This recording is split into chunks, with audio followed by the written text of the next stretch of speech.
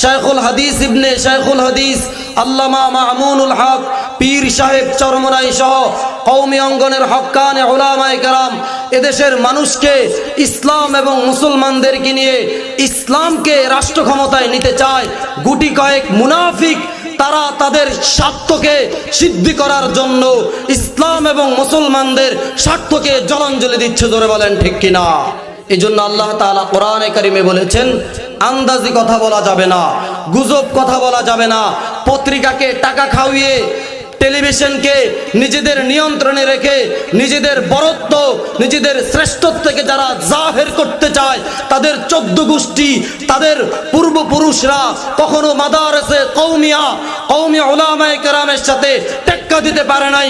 ইনশাআল্লাহুল আজিজ কওমি উলামায়ে কেরাম তো আসহাবে সুফফা মসজিদে নববী দারুল আরকাম থেকে সাহাবায়ে কেরাম নবীজি থেকে যেই শিক্ষা নিয়েছেন দারুল উলুম দেওবন্দ সেই শিক্ষা দিয়েছেন। আকাবিরে দেওবন্দের সেই নকশায় বাংলাদেশের মধ্যে হাটহাজারী, পটিয়া, নানুপুর, উজানি, লালবাগ, ফরিদাবাদ মাদ্রাসা সহ সমস্ত মাদ্রাসা আকাবিরে দেওবন্দ তথা মদিনাওয়ালার মিশনকে বাস্তবায়ন করতে চায়। জোরে বলেন ঠিক কিনা? সুতরাং যারা মদিনাওয়ালার মিশনকে বাস্তবায়ন করতে চায় তাদের হারাবার কিছু নাই। আয়াতিল মুনাফিকি সালাস, মুনাফিকের আলামত 3টি। ইযা হাদ্দাসা কাযাব, কথায় কথায় মিথ্যা বলে, যখন যেখানে সেখানে কথা বলে। তাদের জবান দিয়ে সত্য কথা আসে না, কথা বলার প্রয়োজন হয় না, তারপরেও চায়ের আড্ডাকে গল্পকে জমাবার জন্য মানুষকে হাসাবার জন্য তারা মিথ্যা কথা বলে। ইযা হাদ্দাসা কাযাব, কথায় কথায় মিথ্যা বলে। ওয়া ইযা ওয়া'দা আখলাফ, যখন কারো সাথে কোনো ওয়াদা করে মজলিস থেকে উঠে যায়, তারা তাদের ওয়াদার কথা ভুলে যায়। ওয়া ইযা তুমিনা খান, আল্লাহু আকবার কাবীরা, যখন তাদের কাছে আমানত রাখা হয়, কথার আমানত, দেশের আমানত, উলামায়ে কেরামের আমানত, মসজিদের আমানত, মাদ্রাসার আমানত, স্বৈরাচারের বিরুদ্ধের আমানত যখন তাদের কাছে রাখা হয়, তারা অকপটে আমানতকে খেয়ানত করে। দেশ এবং জাতির ঐক্য, দেশ এবং জাতির স্বার্থকে তারা জলাঞ্জলি দিয়ে দেয়। আয়াতিল মুনাফিকি সালাস, ইযা হাদ্দাসা কাযাব ওয়া ইযা ওয়া'দা আখলাফ ওয়া ইযা তুমিনা খান। এই হলো মুনাফিকের পরিচয়। মুনাফিক কারা? মুনাফিকের উৎপত্তি থেকে আল্লাহু আকবার কাবীরা। মদিনার মধ্যে রাসূলের মজলিসে বসতেন আর রাসূলের কথা কাফেরদের কাছে প্রচার করতেন, আবার কাফেরদের বদনাম সাহাবীদের কাছে বলতেন। তার নাম ছিল আব্দুল্লাহ ইবনে উবাই। কত বড় মুনাফিক সরদার, কত বড় বেঈমান, কত বড় জাহেল। या रब मेरे आँखों में समा जाए मदीना, या रब मेरे आँखों में समा जाए मदीना, मुद्दत से मेरे दिल में तमन्ना ये मदीना, मुद्दत से मेरे दिल में तमन्ना ये मदीना। नहायत काबिलुल इहतराम সম্মানিত উলামায়ে কেরাম, মুরব্বিয়ানে আওয়াম, বেরাদারানে ইসলাম, আল্লাহ জাল্লা জালালুহু আম্মা নওয়ালুহুর দরবারে অসংখ্য গণিত শুকর ও সুজুদ যে আল্লাহ রাব্বুল ইজ্জত আপনাকে আমাকে উজানির বাগানের একটি ফুল হযরতুল আল্লাম শেখ আব্দুল্লাহ আল ফারুক দামাত বারাকাতুহুমের পরিচালিত জামিয়া ইব্রাহিমিয়া তালিমুল উম্মাহ মাদ্রাসার বার্ষিক মাহফিলে আসার এবং বসার তৌফিক দিয়েছেন বলে আলহামদুলিল্লাহ। সময় একেবারেই সংক্ষিপ্ত, কথা বলতে হবে অল্প।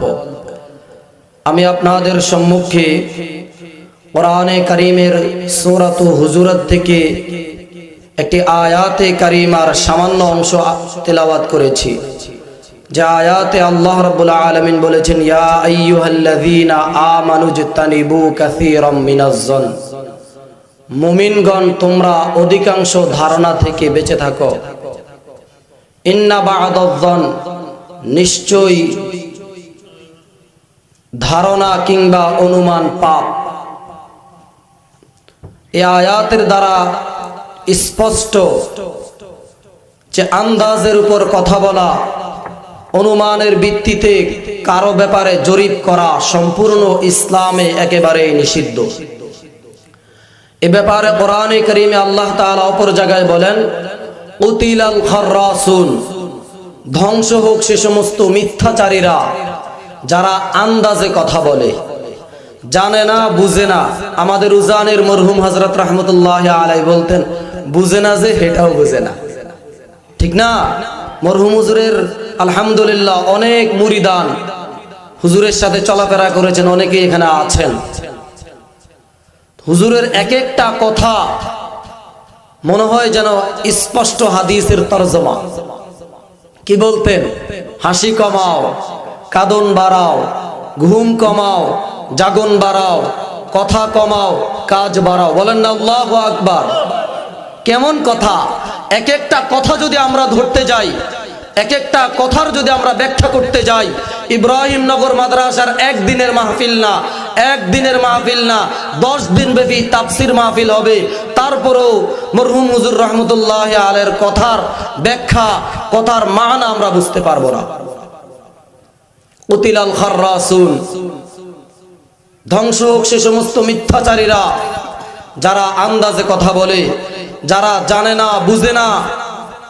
পীর মাশায়েখ, হক্কানি উলামায়ে কেরাম, যারা রুহবানুল লাইল ফুরসানুন নাহার, যারা রাত্রে বেলায় তাহাজ্জুদের জায়নামাজে রব্বে কারীমের কাছে তাদের মাথা নুইয়ে পুরা দুনিয়া চেয়ে নেয়। বলেন না সুবহানাল্লাহ।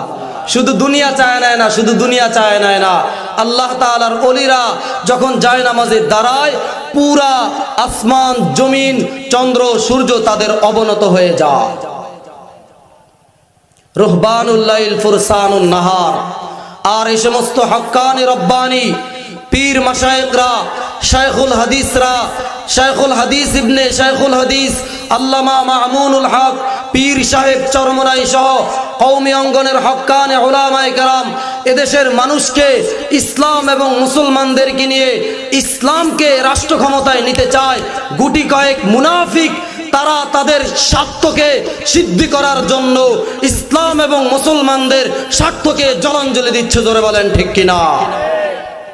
মুহতারাম হাজিরিন, এই জন্য আল্লাহ তাআলা কোরআনে কারিমে বলেছেন, আন্দাজি কথা বলা যাবে না, গুজব কথা বলা যাবে না। পত্রিকাকে টাকা খাওয়িয়ে, টেলিভিশনকে নিজেদের নিয়ন্ত্রণে রেখে নিজেদের বরত্ব, নিজেদের শ্রেষ্ঠত্বকে যারা জাহের করতে চায়, তাদের 14 গোষ্ঠী, তাদের পূর্বপুরুষরা কখনো মাদারেসে কওমিয়া, কওমি উলামায়ে কেরামের সাথে টেক্কা দিতে পারে নাই। ইনশাআল্লাহুল আজিজ কওমি উলামায়ে কেরাম তো আসহাবে সুফফা, মসজিদে নববী, দারুল আরকাম থেকে সাহাবায়ে কেরাম নবীজি থেকে যেই শিক্ষা নিয়েছেন, দারুল উলুম দেওবন্দ সেই শিক্ষা দিয়েছেন।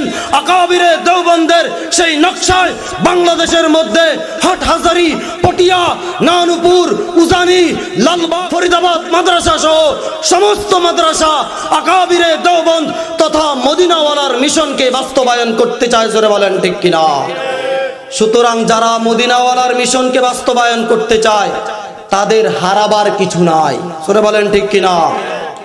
মুহতারাম হাজিরিন, রাসূল আরবি সাল্লাল্লাহু আলাইহি সাল্লাম হাদিসে বলেছেন, আয়াতুল মুনাফিকি সালাস, মুনাফিকের আলামত 3টি।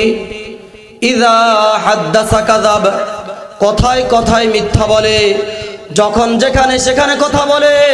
তাদের জবান দিয়ে সত্য কথা আসে না, কথা বলার প্রয়োজন হয় না, তারপরেও চায়ের আড্ডাকে, গল্পকে জমাবার জন্য, মানুষকে হাসাবার জন্য তারা মিথ্যা কথা বলে। ইযা হাদ্দাসা কাযাব, কথায় কথায় মিথ্যা বলে। ওয়া ইযা ওয়া'দা আখলাফ, যখন কারো সাথে কোনো ওয়াদা করে, মজলিস থেকে উঠে যায়, তারা তাদের ওয়াদার কথা ভুলে যায়। ওয়া ইযা তুমিনা খান, আল্লাহু আকবার কাবীর, যখন তাদের কাছে আমানত রাখা হয়, কথার আমানত, দেশের আমানত, উলামায়ে কেরামের আমানত, মসজিদের আমানত, মাদ্রাসার আমানত, স্বৈরাচারের বিরুদ্ধের আমানত যখন তাদের কাছে রাখা হয়, তারা অকপটে আমানতকে খেয়ানত করে দেশ এবং জাতির ঐক্য, দেশ এবং জাতির স্বার্থকে তারা জলাঞ্জলি দিয়ে দেয়। আয়াতুল মুনাফিকি সালাস, ইযা হাদ্দাসা কাযাব ওয়া ইযা ওয়া'দা আখলাফ ওয়া ইযা তুমিন খান। এই হলো মুনাফিকের পরিচয়। মুনাফিক কারা? মুনাফিকের উৎপত্তি থেকে আল্লাহু আকবার কাবীরা। মদিনার মধ্যে রাসূলের মজলিসে বসতেন আর রাসূলের কথা কাফেরদের কাছে প্রচার করতেন, আবার কাফেরদের বদনাম সাহাবীদের কাছে বলতেন। তার নাম ছিল আব্দুল্লাহ ইবনে উবাই। কত বড় মুনাফিক সরদার, কত বড় বেঈমান, কত বড় জাহেল। দোস্ত আহবাব, যুদ্ধের মধ্যে রাসূলুল্লাহ সাল্লাল্লাহু আলাইহি ওয়াসাল্লাম পালাক্রমে লটারি দিয়ে বিবিদেরকে নিয়ে যেতেন। কোন এক যুদ্ধে হযরতে আম্মা জান আয়েশা সিদ্দিকা রাদিয়াল্লাহু তাআলা আনহাকে সফরে নিয়ে গেলেন, যুদ্ধের সফরে। মুহতারাম হাজিরিন, যুদ্ধ শেষে সাহাবায়ে কেরাম এবং রাসূলুল্লাহ সাল্লাল্লাহু আলাইহি ওয়াসাল্লাম কাফেলা নিয়ে মদিনা অভিমুখে রওনা হলেন। পথিমধ্যে বিরতি দিলেন, তাবু গেড়ে বসলেন। দোস্ত, সেই সফরের মধ্যে আম্মা জান আয়েশা রাদিয়াল্লাহু তাআলা আনহা নিজ প্রয়োজনে তাবু ত্যাগ করে নিজের জরুরত ছাড়ার জন্য গিয়েছেন। গলার মধ্যে যেই স্বর্ণের হার ছিল, ঘটনাক্রমে সেই হারটি খুঁজে পাচ্ছেন না, হারিয়ে গিয়েছে। কাফেলার মধ্যে আসলেন, এসে যখন হার খুঁজে পাচ্ছে না, আম্মা জান আয়েশা সিদ্দিকা যেইখানে গিয়েছিলেন সেইখানে আবার পুনরায় গেলেন। এই দিক দিয়ে সাহাবায়ে কেরাম আম্মা জানের যে হাউদা ছিল ওটের উপর উঠিয়ে তারা মদিনা অভিমুখে রওনা করলেন। তারা চলে গেলেন। আম্মা জান আসলেন, এসে দেখেন যে সাহাবীরা চলে গেছে, নবীজি চলে গেছে। আম্মা জান অপেক্ষা করতে করতে শরীর দুর্বল, ঘুমিয়ে গেলেন। ওই দিক দিয়ে রাসূলের সাহাবী হযরতে সাফওয়ান রাদিয়াল্লাহু তাআলা আনহু ঘুমের কারণে উনিও উঠতে পারলেন না। চোখ খুলে দেখে আম্মা জান আয়েশা সিদ্দিকা সেখানে অপেক্ষা করছেন, বসে আছেন। সাফওয়ান আম্মা জানকে দেখে পড়লেন ইন্না লিল্লাহি ইন্না লিল্লাহ। আম্মা জানকে দেখে চিনে ফেললেন। এবার সাফওয়ান রাদিয়াল্লাহু তাআলা আনহু তিনার উটকে আম্মা জানের বাহন বানালেন। হাত দিয়ে রশি টানছেন, উটের রশি, উটের লাগাম টেনে নিয়ে যাচ্ছেন সাহাবায়ে কেরামের কাফেলার সাথে মিলিত হওয়ার জন্য। আব্দুল্লাহ ইবনে উবাই সরায়া দিছে রাসূলের বিবির সাথে সাফওয়ানের সাথে গোপন সম্পর্ক আছে, বলেন না নাউযুবিল্লাহ। মদিনার মধ্যে কানাঘোষা চলছে 1 মাস যাবত। আম্মা জানের খাদেমা উম্মে মিস্তা বলে, যখন আম্মা জান বের হলেন নিজের কাজে, আমার ছেলে মিস্তা ধ্বংস হয়ে যাক। আয়েশা বলে, কেন ধ্বংস হয়ে যাবে? বলে, আম্মা জান আপনি জানেন না 1 মাস যাবত আন্দাজি মদিনার মধ্যে মুনাফিকরা এমন শব্দ, এমন কথা ছড়ায়া দিছে আপনার সাথে নাকি সাফওয়ানের সম্পর্ক আছে, বলেন না নাউযুবিল্লাহ। এইবার সাফওয়ান রাদিয়াল্লাহু তাআলা আনহুর ব্যাপারে কানাঘোষা চলছে, আম্মা জানের ব্যাপারেও কানাঘোষা চলছে। রাসূল ও আম্মা জানের খবর নেন না। এবার রাসূলুল্লাহ সাল্লাল্লাহু আলাইহি সাল্লাম ওমরকে জিজ্ঞেস করলেন, ওমর, আয়েশার ব্যাপারে তোমার বক্তব্য আর মন্তব্য কি? ওমর বলে, ইয়া রাসূলুল্লাহ, আয়েশার সাথে যে আপনি বিবাহ বন্ধনে আবদ্ধ হয়েছেন, এটা কি আপনার ইচ্ছায় না আল্লাহর ইচ্ছায়? বলে, আল্লাহর ইচ্ছায়। বলে, তাহলে আপনি ধরে রাখেন এটা আর অন্য কিছু না, হাযা বুহতানুন আযীম, এটা জঘন্য মিথ্যা অপবাদ ছাড়া আর কিছুই না।